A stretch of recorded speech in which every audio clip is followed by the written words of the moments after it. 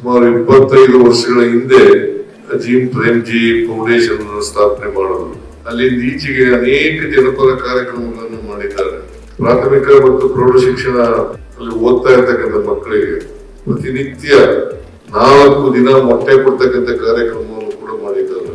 ಈಗ ಕಾಲೇಜಿನಲ್ಲಿ ಓದ್ತಕ್ಕಂಥ ವಿದ್ಯಾರ್ಥಿನಿಯರಿಗೆ ಯಾವುದೇ ಡಿಗ್ರಿ ಓದ್ತಾ ಇರ್ಲಿ, ಅವರು ವೃತ್ತಿ ಶಿಕ್ಷಣ ಗ್ರಾಜುಯೇಷನ್ ಇರ್ಲಿ, ಪದವಿ ಇರ್ಲಿ ಅಥವಾ ಸಾಮಾನ್ಯ ಪದವಿ ಇರ್ಲಿ, ಅದು ಸರ್ಕಾರಿ ಕಾಲೇಜ್ ಆಗಿರ್ಲಿ ಅಥವಾ ಖಾಸಗಿ ಕಾಲೇಜ್ ಆಗಿರ್ಲಿ, ಈ ವಿದ್ಯಾರ್ಥಿನಿಯರಿಗೆ ಸಹಾಯ ಮಾಡಬೇಕು ಅಂತೇಳಿ ಹೆಚ್ಚು ವಿದ್ಯಾರ್ಥಿನಿಯರು ಉನ್ನತ ಶಿಕ್ಷಣದಲ್ಲಿ ಪಾಲ್ಗೊಳ್ಳಬೇಕು ಅಂತಕ್ಕಂಥ ಉದ್ದೇಶದಿಂದ ಅವರು ಈ ದೀಪಿಕಾ ವಿದ್ಯಾರ್ಥಿ ವೇತನ ಕಾರ್ಯಕ್ರಮವನ್ನ ಹಮ್ಮಿಕೊಂಡಿದ್ದಾರೆ. ಅವರು ಪ್ರತಿ ವರ್ಷ ಒಬ್ಬ ವಿದ್ಯಾರ್ಥಿನಿಗೆ 30,000 ರೂಪಾಯಿಗಳನ್ನ ಕೊಡ್ತಾ ಇದ್ದಾರೆ. ಈ ವರ್ಷ 37,000 ವಿದ್ಯಾರ್ಥಿನಿಯರಿಗೆ ಪ್ರತಿ ವಿದ್ಯಾರ್ಥಿನಿಗೆ 30,000 ರೂಪಾಯಿನಂತೆ ಕೊಡ್ತಾ ಇದ್ದಾರೆ. ಅದರ ಕಂಡೀಷನ್ ಏನಪ್ಪಾ ಅಂತಂದ್ರೆ 10, 11, 12ನೇ ತರಗತಿಗಳಲ್ಲಿ ಸರ್ಕಾರಿ ಶಾಲೆಗಳಲ್ಲಿ ಓದಿರಬೇಕು.